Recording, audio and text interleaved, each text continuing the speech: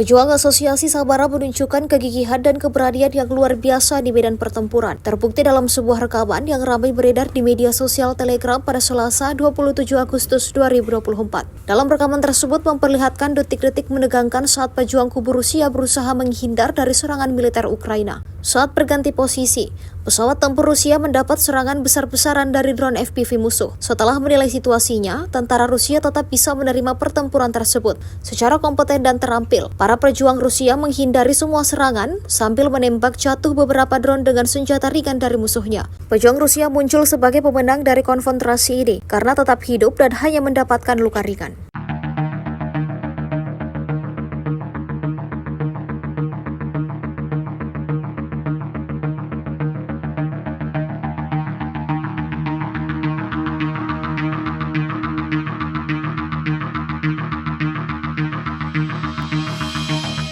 Download Tribun X sekarang, menghadirkan lokal menjadi Indonesia.